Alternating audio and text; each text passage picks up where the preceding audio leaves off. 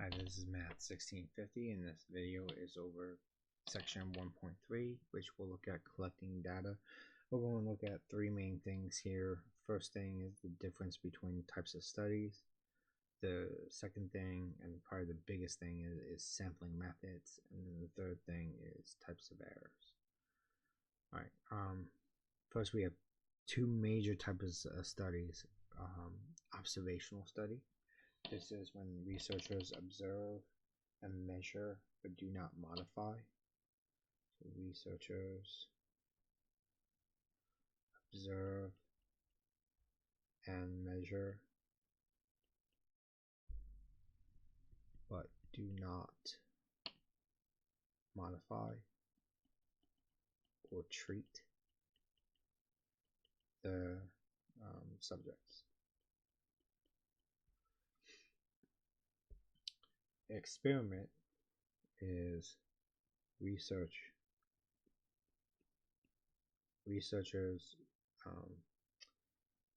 provide some treatment or modification or change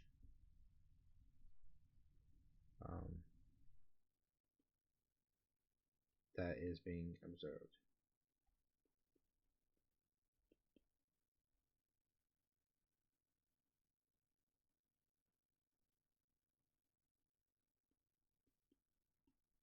Right, so let's say the U.S. Food and Drug Administration randomly selects a sample of Bayer aspirin tablets. The number of aspirin in each tablet has been measured for accuracy. Right, is it observational experiment? Experimental. This is observational. No treatment is being applied. They are just mainly quality control, looking at making sure that the number of aspirin in each tablet has been measured for accuracy. Right, there can be multiple types of observational studies. The cross-sectional study is data is observed and measured at a specific point in time.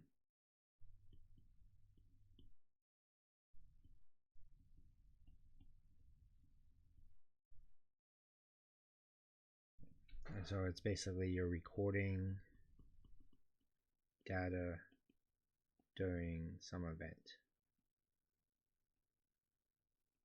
Maybe you're watching people perform some event and you're recording the data. Retrospective study or case-controlled study is data is collected from past interviews or records, and then the prospective or longitudinal or cohort study is data is collected in cohorts as members chose the cohort or the group prior to the study.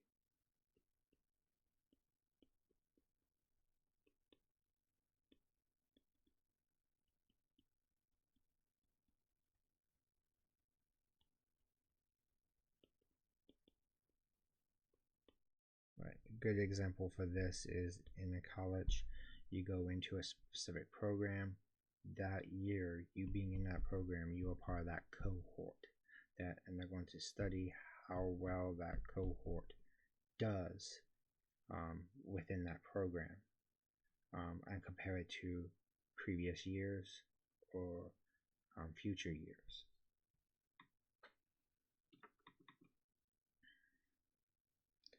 So a researcher from Johns Hopkins University obtains data about the effects of alcohol on driving by examining car crash reports from the past 5 years. Right, this is a retrospective study.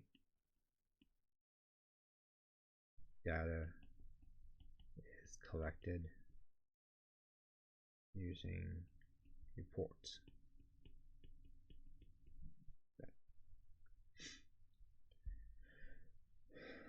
Alright, so let's get into sampling now. We'll do a couple of important things, and then we'll really get into the sampling methods. For sampling, there's some critical important issues or concepts that are the importance of sampling. First is control effects of variables. Okay, so the idea is we want to create a sample where we can control effects of variables that are outside the study.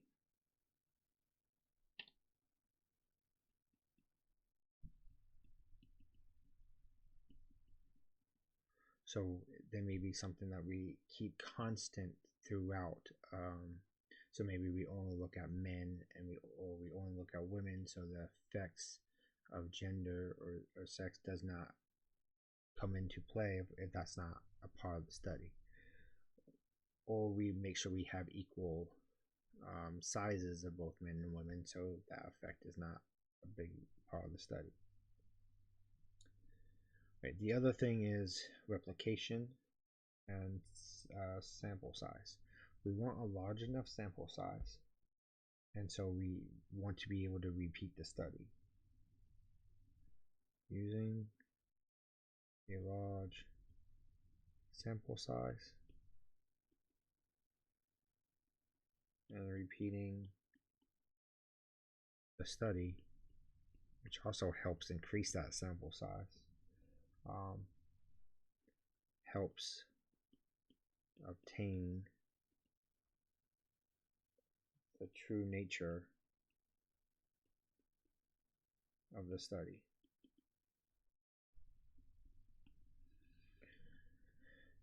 And then we want a representative sample.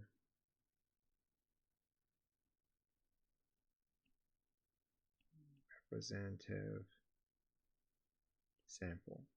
And we can get this by randomizing how we take the sample.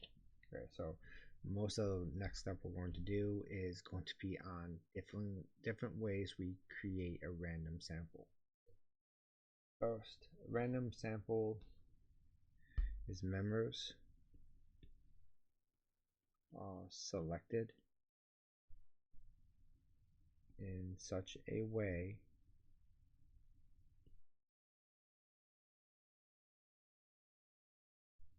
that each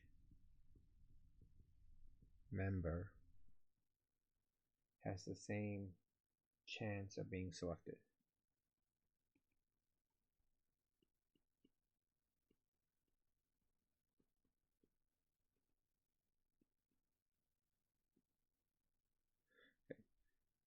This may be doing a system where they call people based on phone numbers that are randomly generated from a computer.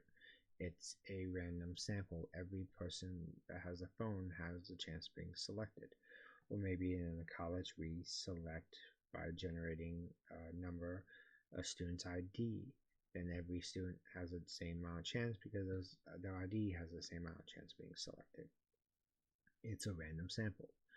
It's also what we call a simple random sample, but there is a difference here. In a simple random sample, members selected in a way where each group of members have the same chance.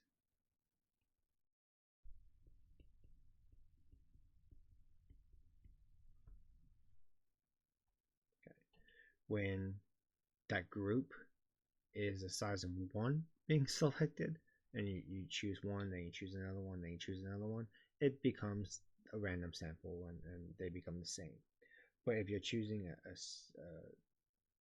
group of almost all in one chance, you have to make sure that any type of any all arrangements of that group have a chance of being selected. We'll go and deal with the problem where that does not happen here in a minute. Right, the third one here is a probability sample. Each member has a known but not necessarily the same chance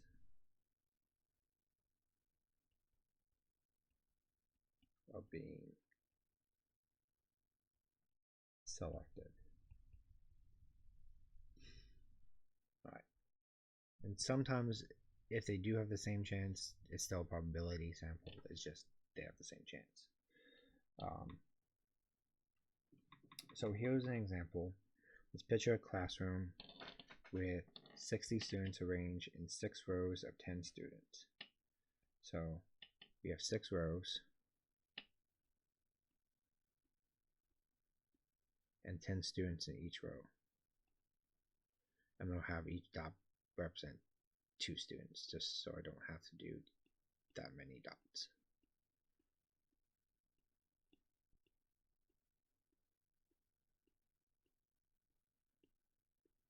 All right.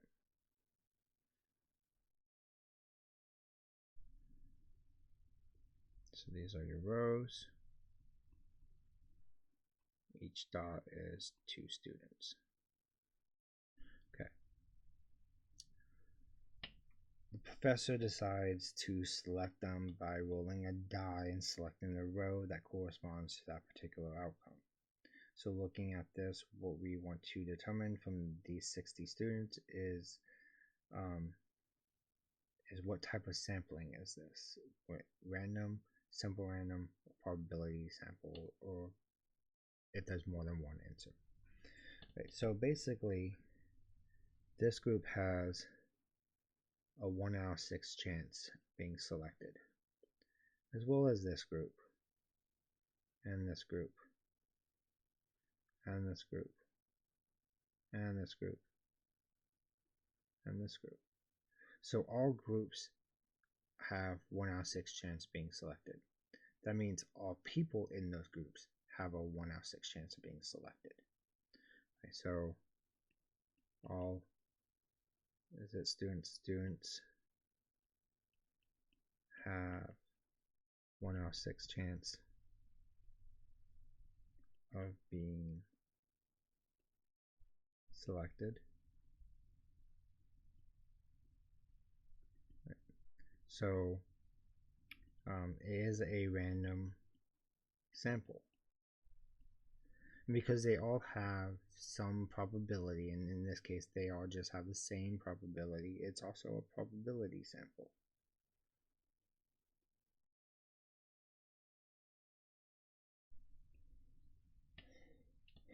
Right, now pick red here. This group here has no chance of being selected. Or that's too many students. Maybe just go with this. This group here has no chance of being selected. Those 10 students. And that's because there's no way in this method for those set of students to be in the same group. So if like this person here or one of those people here wants to be in a group with this person here, there's no chance of that happening. Right? That means this is not a simple random sample. Not all groups of the same size can be selected.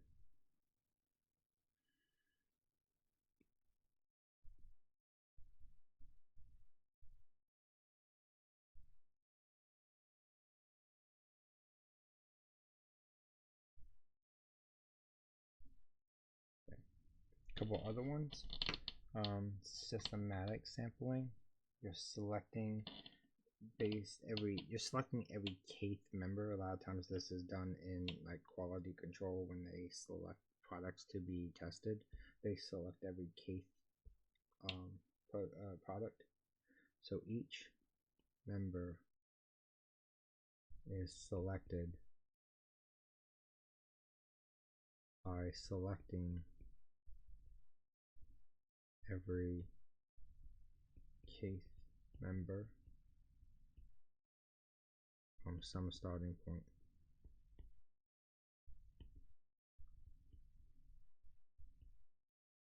So you could start the third one, or maybe you select the first one and then you select every third one after that. Convenient sample. Each member is selected by selecting the easiest method possible.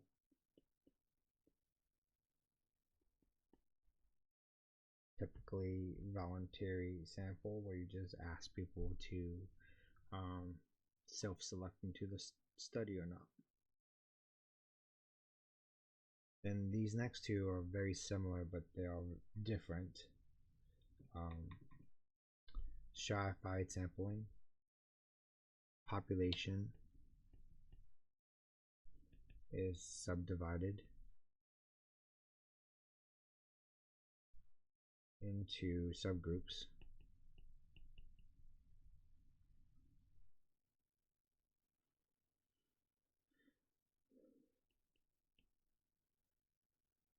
Called strata that share some characteristics. Then a sample is selected by selecting the same number of people from each group.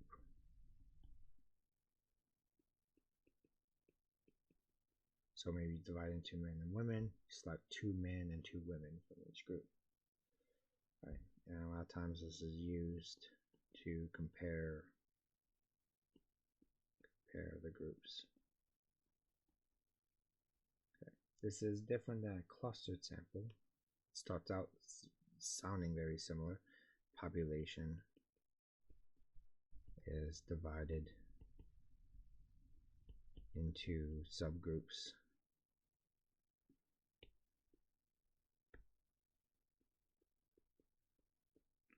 Called clusters. This is where it differs. Then you select all of so many clusters.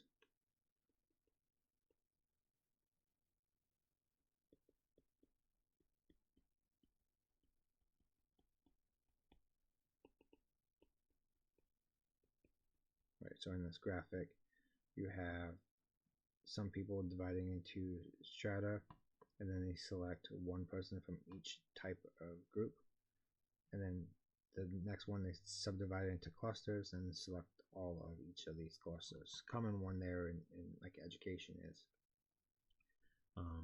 students are divided into clusters based on what class they're taking or what section of statistics, let's say, they're taking, and then they select all of that class.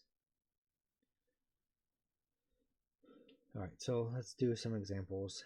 The author of the textbook was an observer at a police sobriety checkpoint in which every 5th driver was stopped and interviewed. What type of sampling is this?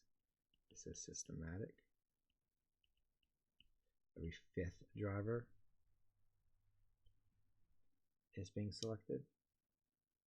The College of Newport conducts a study of students drinking by randomly selecting 10 different classes and interviewing all of the students in each of these classes. So this is a clustered sampling. A market researcher has partitioned all California residents into categories of unemployed, employed, full-time, employed part-time. She's surveying 50 people from each of these categories. What type of sampling is this?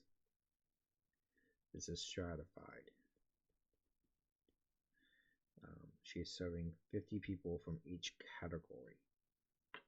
Makes it stratified. Last thing we're going to look at is types of errors. There's really only two types of errors. Sampling error. This is error due to sample fluctuation and chance. And it's just the difference between the sample statistics and the true statistics.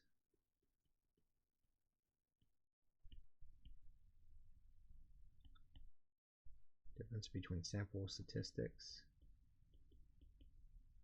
and true statistics. Non-sampling error occurs through error in research methods. This could be incorrect recording of data. Maybe they transposed numbers, maybe they forgot zero, maybe the computer didn't put the zero that they thought they hit. Maybe the measurements are off, inaccurate measuring.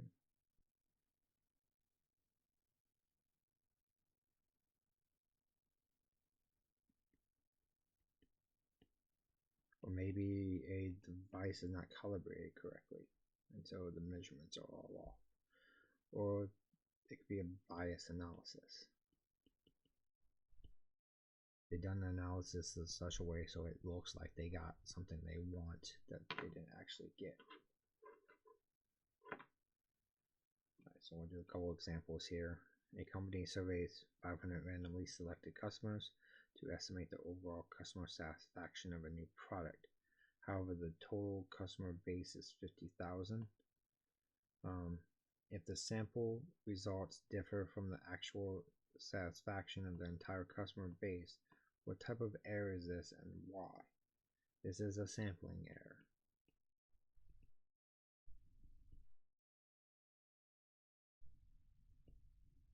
The difference is due to the fact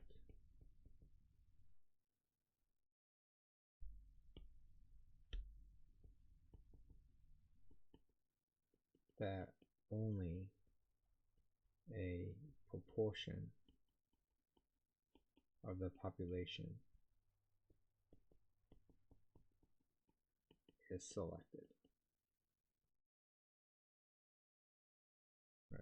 A hospital administers an online survey to patients about the quality of care they received. However, many older patients who were not familiar with the technology did not complete the survey. What type of error is this?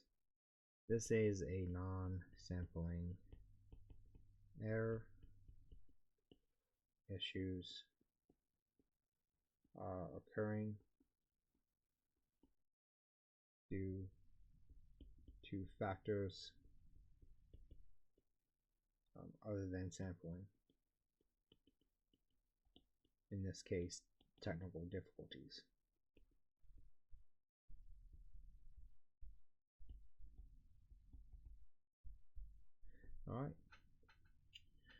Alright, at the next video we'll get into chapter 2 and we'll be looking at data visually and graphing it. I'll see you then. Bye.